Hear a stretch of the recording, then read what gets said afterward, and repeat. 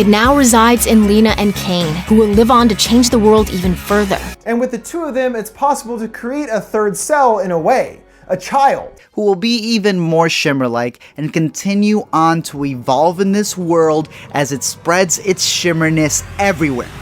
Let's do this.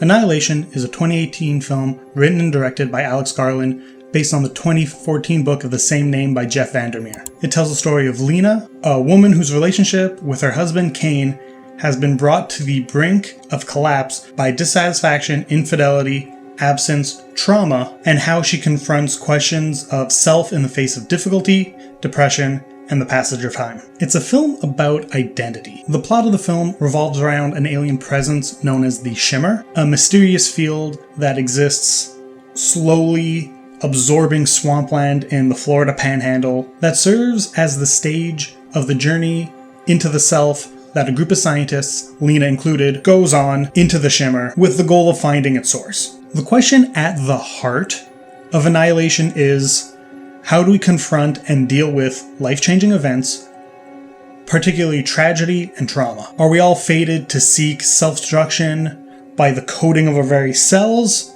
to impulsively pursue our own annihilation? Or is it possible to come back from the brink of self-eradication? Not one part remain.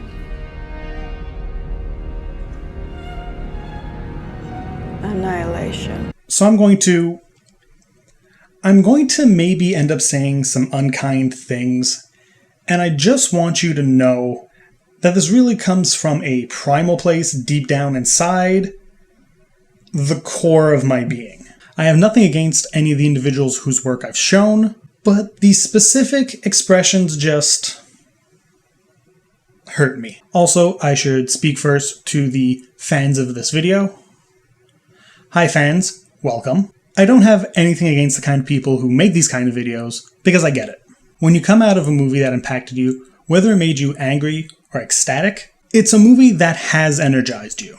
It has activated ideas in your head and your emotions, and you want more of it. Maybe you need more to share in your rage and achieve symbolic closure, or maybe because it has ignited a spark in you and you want that spark to keep alive. Either way, you rush home and you go on YouTube and you try to find other people's opinions that match yours so you can revel in it for a little bit longer. I get it. I really do, because I do it too. The reason I dislike these videos so much is because it often takes the form of anti-intellectualism, operating on the attitude of ignorance is purity, that understanding of culture that rejects metaphor, that rejects symbolic meaning and clings to the literal as all. It's part of a process of denying that art has the capacity for meaning. And that's not to say that any of these videos or creators reject metaphor in its entirety. It's rare to find someone who will entirely reject the idea of approaching a film broadly through the thematic or metaphorical point of view, but it's all too common to find people who will lightly sneer at the actual attempts to do so and suggest that it's overthinking things. And by suggest, I mean people will just outright say that. This is a constant feature within modern film criticism, which, taken on the whole, is in a distinct phase where the loudest voices in the film discussion are incurious, proudly ignorant, and approach plot as a problem to be unpacked and solved. So, why do these kinds of videos about this film in particular bother me so much? It has to do with the movie itself. If you want to talk about theme and metaphor and meaning, Annihilation is a great vehicle to do so. Seriously, you could make an entire entry-level film class about analyzing this film, not because it is simple or simplistic in its approach, but because it is dense and wears most of the themes on its sleeve. It is, in a word, blunt. Between the soundtrack and dialogue, the film straight up tells you what it's about on multiple occasions. The movie goes to great lengths to tell the viewer that it is not a film to tell a story about literal events, and trying to decode the plot like a puzzle box is just missing the point, and it is willfully ignoring the story as it is being told to you. This isn't always the case, but with this movie, the metaphor is the text. But to fill out a video that is more or less just telling you the layout of the plot, you have to ignore a lot of these more metaphorical aspects to get to the ending. And from there you can hypothesize on the nature of the alien and what happens to it and the characters after the film has ended. If you're going to discuss the ending of the movie without discussing the scenes that lead up to the final shot, you're not actually discussing the ending of the movie. You're writing fanfiction. This is how you get Jarhead sequels. Do you want Jarhead sequels? Because this is how you get Jarhead sequels. Locked and loaded. On me. Now, I'm not a huge fan of The Hero with a Thousand Faces. I think it tries too hard to flatten culture and make an interesting observation about narrative pattern into a universal truth. But it is fair to say that Annihilation is a journey in a very classical sense and borrows from the broadest strokes. There is a call to adventure, a wizened sage, a fellowship, the crossing of a very literal threshold. And yeah, change is central to Campbell's whole monomyth thing. The hero returns home triumphant, but in some way no longer as they were because they have changed. Home has changed, or both, and the new is incompatible to the old. Heroes return not as pig farmers, but as kings. Luke can't go back to the farm because the farm has been destroyed, and he's been swept up in a rebellion. Frodo must go to the West because he no longer belongs in Middle-earth. You've got a lot of loss of innocence, a lot of war, and a lot of loss of innocence in war. So yeah, the idea of the very act of going on a journey changing you isn't new. Annihilation, however, rejects the characteristic ideal. Lena doesn't start the movie an innocent. There isn't a state of grace to fall from. She doesn't return home as Campbell's warrior, lover, emperor, redeemer, or saint. Annihilation asks a question that is far more challenging. What if you return home and you're different, but you're still just you? At the end of her tribulations, Lena has changed, has been altered, but she's still Lena. Counter to Campbell's hero, it is the very fact that home has changed in equal portion to herself that enables Lena to return in the first place. Now before we go on, this is a good moment to discuss the point of ambiguous endings and ambiguity in storytelling. The purpose of ambiguity is to frustrate the audience, to deny a sense of clear, diegetic closure, and thusly force engagement with the metaphorical.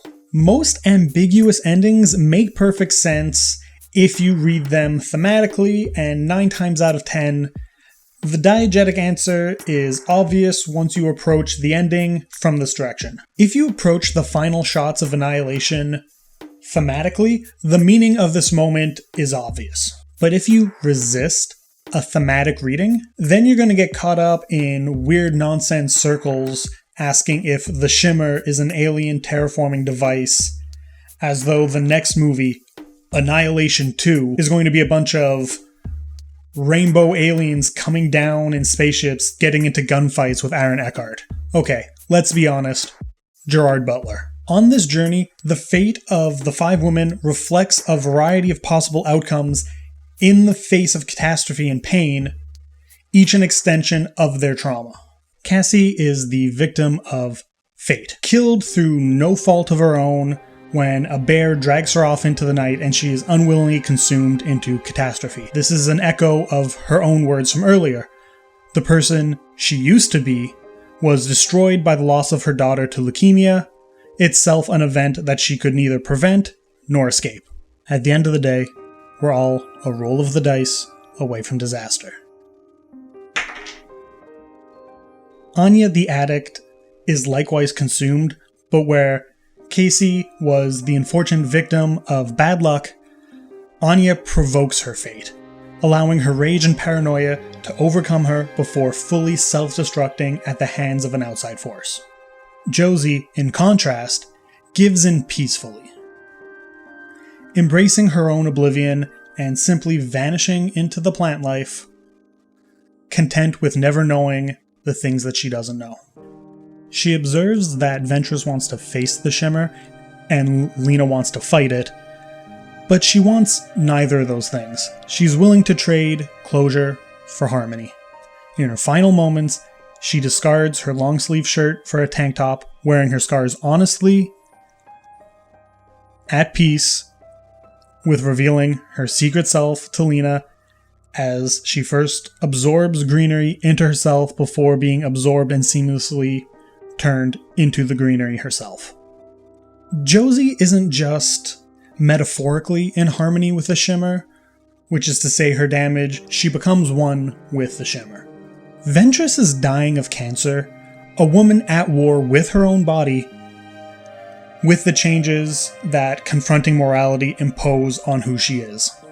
When Lena catches up to her at the lighthouse at the epicenter, the shimmer, like the cancer, is already inside of her, and here, in the holiest of holies, at last Ventress and Lena confront the thing, only to discover that pain is ultimately an unknowable, indescribable thing, a consuming force that refracts everything it touches and turns us into dark reflections of ourselves, where left unchecked, it becomes the singular thing consuming everything, until even the component parts are no longer recognizable. Ventress is destroyed by her own cells, betraying and consuming her. Finally, in Lena's confrontation with the being, she first tries to run, but is unable to and is nearly suffocated. It is not until she accepts that the pain and trauma is a part of her, a reflection of her, that she's able to confront it directly and destroy it, allowing her to escape and reunite with Kane. The horror of annihilation is existential, and rooted firmly in the ordinary. It's a film confronting the gradual ways that we are changed by the things and people around us, the ways we slowly drift from one state to another, and the terror of waking up one day to realize that we've become someone else, someone we don't recognize. It's about life-changing events, both the big and dramatic, and also the slower, subtler kind. The pain of losing a child, and also the relationship that gradually slides into alienation. References to cancer are particularly important in this film. Lena teaches her students about the biology of cancer. Casey's daughter died of leukemia, and Ventress herself has some unnamed form of cancer herself. The opening monologue ruminates on the idea of cancer as immortal, cells that have had their self-destruct code turned off. Healthy, productive cells die, while toxic, deadly cells live forever, consuming, devouring, absorbing, and corrupting. And this extends into the metaphor of the film as an irony. Why is everything we live for dies, while our pain gets to be immortal? The shimmer itself is a stand-in for trauma, depression, terminal illness, addiction, alienation, grief, and every other moment in our lives that leaves us unmoored from ourselves. The absorption is realized literally, with characters physically absorbing elements from the others around them as the film progresses. This is encapsulated perfectly in the Ouroboros tattoo. Anya has a tattoo of an Ouroboros on her arm, a detail that's present from the beginning of the film, but difficult to catch until later, as the film gradually pulls more attention to it. And the key turning point of this comes from when they get to the former headquarters in the Southern Reach. In one of the film's few horrifying scenes, the women come across a data card left behind from a previous expedition. On the card is a video file of the expedition flaying one of their own, a soldier with an Ouroboros tattoo, just like Anya's, revealing his intestines writhing like coils of snakes. The final remains of the soldier are found encased in mold up against the side of the pool. Anya and the soldier are one and the same. That is the message, or a message and form of meaning of the tattoo. In the soldier, she sees herself. And she references it explicitly when she later ties up the others because she's going crazy. Her fear is that she's going to become like the soldier in the wall, but the irony is that she already is. Then, in Lena's darkest moments, after the deaths of Casey and Anya, Ventress's departure, and Josie giving in to the shimmer, the tattoo appears on her own arm. Lena has absorbed something from Anya, something that she will carry with her for the rest of her life. This is probably a good point to think about whether the soldier already had the tattoo before entering the shimmer, or if it is in some way a manifestation of the shimmer, and the answer is that it doesn't matter. Because no matter what the diegetic answer is, the symbol has taken on meaning through its association with the characters. Life changes us in unpredictable ways. We absorb our environments and the people around us, and as horrifying as that sounds, sometimes it was beautiful. And that's the note that Annihilation leaves us on, recognizing that there is some existential horror to the nature of intimate relationships, that opening ourselves to others, allowing them in, brings with it an annihilation of our singular self. We merge, we reshape, we combine and replicate and mirror on a level that is terrifying. To be with someone is to sacrifice something of who you are, but it's also beautiful. In the final moments, Lena and Kane confront the fact that they are not the people that they used to be. Their slow drift apart, Lena's infidelity, Kane's absence, and his nearly fatal illness have compounded and altered both of them down to their very being. But even if they aren't the Lena and Kane that they used to be, they are still a Lena and a Kane. And their shared experience, the way they have absorbed onto another in their new identities, has made them into the same. They are still one person and two alone.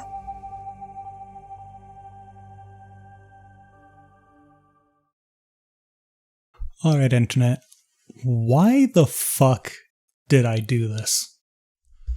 Well, I'm going to explain it because there's a few reasons why. First, and the most obvious reason, is potential virality. You know, this is a platform built off of views, and I knew that there would be a potential, not a guarantee, but a potential that making this video with the title and the thumbnail that I'm giving it could get on a lot of people's radar. And that's something that I found both interesting and terrifying. Seriously, I came up with the idea for this video in March, maybe? And I have just been putting it off until I felt like I was in a place where mentally I could deal with the fact that if people see this video and are mean, because let's be honest, a lot of people, if they see something like this, they're going to click it and not watch it. They're going to leave hateful, mean comments. That's how the internet works. And that's sort of the thing I'm trying to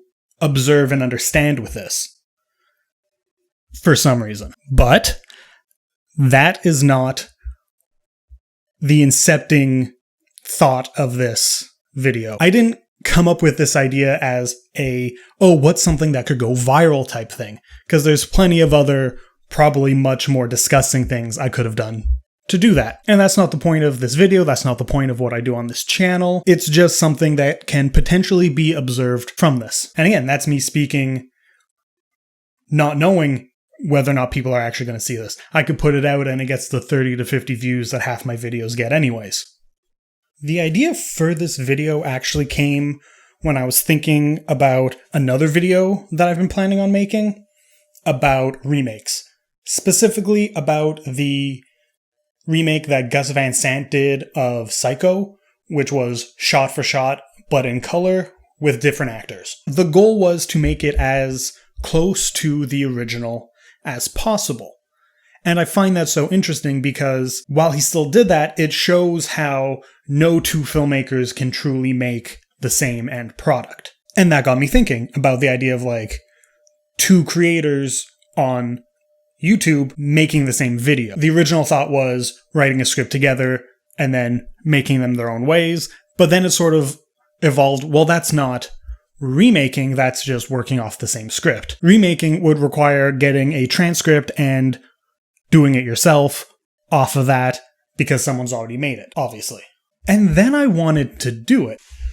So if I'm going to go ahead with this idea, I have to figure out a creator that I felt comfortable remaking. I didn't want to take from a creator who was like at my level of views and subs or any of that, because I think that there's a distinct difference between plagiarism and remaking, and taking from someone at my level felt more like plagiarism. It felt more like stealing. And I'm sure there are people who are watching this who disagree with that point, and I get it.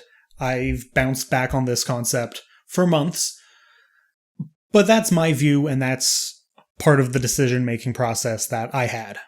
First off, it had to be a video essayist who makes content on film and television and stuff, and it had to be a topic that I was interested in, because it wouldn't feel right if I was doing a makeup tutorial or a Drew Gooden commentary video. That would have just been weird. I also wanted to pick not only someone who made videos that I admire and aspire to, but, and hang on with me for this one, it had to be a white dude, because as much as I love and appreciate creators like Lindsay Ellis and Maggie Mae Fish and LaRon Reedus, Princess Weeks, so many great female and POC creators, the idea of taking from a creator like that and even in a very obvious way using their content, it felt a little dirtier because of the historical context of people like me taking ideas and concepts from women, from people of color, and passing it off as their own. That just felt gross. I didn't want to do that. But it also helped narrow it down a lot more. I almost did the H Bomber Guy video, here's 3 stories about YouTuber plagiarism, but that felt a little too much of a hat on a hat. You know what I mean? So saying all that, it really made a lot of sense to do a Folding Ideas video. Dan Olson is the kind of writer that I hope to one day become, someone who is as thorough and precise in his writing and research while also having some personality of his own is great. He's a very smart guy. I admire his work. And then I had to decide the video. Obviously, I'm not going to go with his multiple hour NFT video because I don't know how one person can put together the people required to make a video like that, let alone someone to do it again. I would have liked to actually do a video that was even shorter than the one I did. I think his version clocks in at 18 minutes, mine's at 17. Give or take, I might be wrong there. Numbers on screen. But I chose it because I hadn't seen it in a while, first of all. It's a video I remember enjoying a lot, in part because at the time I found it and watched it, it was one of the first videos of his I had seen, and it really was speaking to me on a specific level because the way he discussed how films are discussed in that video is something I was thinking about a lot at the time when the video first came out, and it's something I'm still thinking about a lot now as an adult where I am in my life. So it made a lot of sense to do that one in specific. So at the time of recording this part, I have already shot and edited the rest of it, and I do have some observations I've made. Despite trying to stick as closely to the original video's transcript as possible, because, like I said, Dan Olson is a fantastic writer, and I think he did a great job with it. That's not how I make my video. I spend a whole bunch of time writing, and then as I'm recording, I'm sort of glancing over and reading sections, and I'm paraphrasing stuff that I said, and I'm going off on tangents, because that's just how my brain works when I'm making things, and then I go in editing and I trim out the stuff that I don't think works. Very different style to what he does, which is very clear to me is sticking to a very specific script. So right away you're going to notice differences between the two. Slight phrasing differences. I cut out some bits because I tripped over my words a little, and I felt that in editing, the point was made already, so I could take bits out. And yeah, so even in remaking from the exact same set of words, it turned out different. Not to mention the way I film my videos is different from the way he filmed that. And I haven't rewatched it since, so I can't remember exactly how he cut his together, but I'm 100% sure I did things differently because we're not the same person. Obviously, that's the whole experiment of this, is seeing two different people making the same thing. Now, while the video is done, it's edited, this is going to be edited soon, obviously you're watching it, duh. But while the video is done and we've learned what we can about the art of making remakes through this, there's still more to learn because, like I said at the beginning, potential virality is something that I'm looking into with this. I want to see how short the retention rate on the video is. I have my guess that people are going to click on it, say something mean, and then just leave. So because of that, response is an important factor of data for the learning of this. So if you're at this point in the video, what do you think?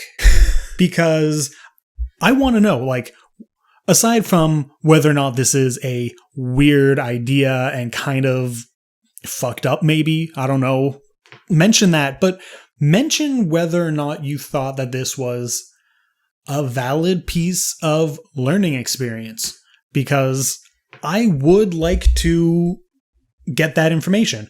This isn't just a video, this is research, I guess. And that's another part of the reason why I picked Folding Ideas as the channel I was going to remake a video from. Because from what I can gather, the major Dan Olson Folding Ideas fans are fairly smart people who are interested in this kind of stuff. And I'm hoping that if you're one of those people and you've gotten all the way into this video, you'll want to have discussions on this. So yeah, leave a comment if you did, not just baiting engagement here. I'm honestly interested in what people's thoughts are on this. And if for some reason Dan Olson is watching this and has thoughts, hi, let me know. If you think this video is weird and insulting, please reach out. I will get rid of it if you don't like it. Anyways, please be nice. And until next time, have a good one.